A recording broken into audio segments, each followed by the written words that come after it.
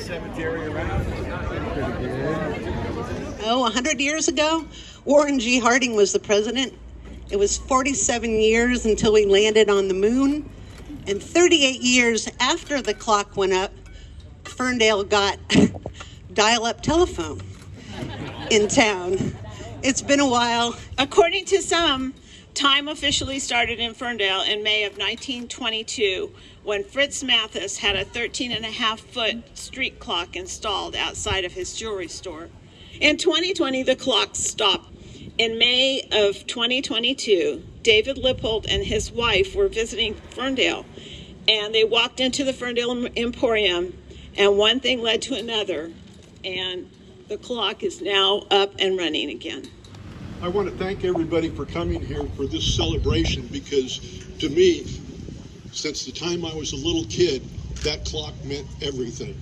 The last 2 years, the clock kept perfect time twice a day. This man should be called Mr. Ferndale. He has done so much for this town, and he's gotten so little recognition. I was going to give him another key, but I figured You don't have your own key. one's enough. I found out that there's only one main entrance into town, and you have the key to it. But thank you for coming today. Absolutely. Thank you, Mr. Mayor. Well, I'll tell you what, this is a great day. I never knew that the clock, I didn't know how the clock worked. My dad, you guys, most of you know my dad, Jim, and he gave me of course, when you ask your dad a question about the clock, he gives you, that was a 4-hour speech. But I didn't know what had happened. I didn't know what took place, and I love hearing the history about the clock. I mean, it's such an important part to us. We always knew to keep time from it. I knew I was late all the time when I would look at the clock. I'm supposed to be home at 5. And you could always tell from the clock, and I thought every town had a clock.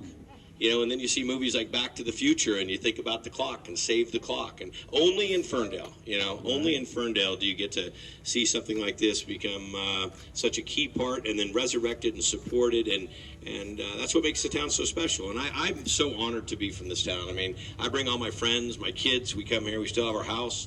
This is this is a great experience for anybody that comes to this angelic. I mean, there's nothing like this in the whole world.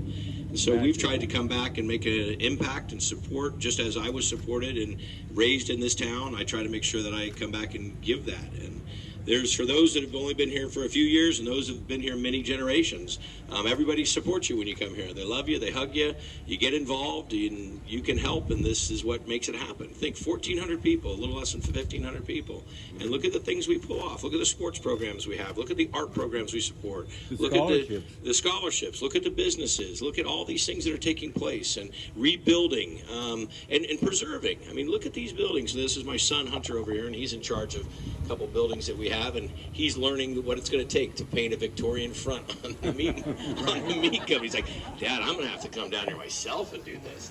I don't know about that, son.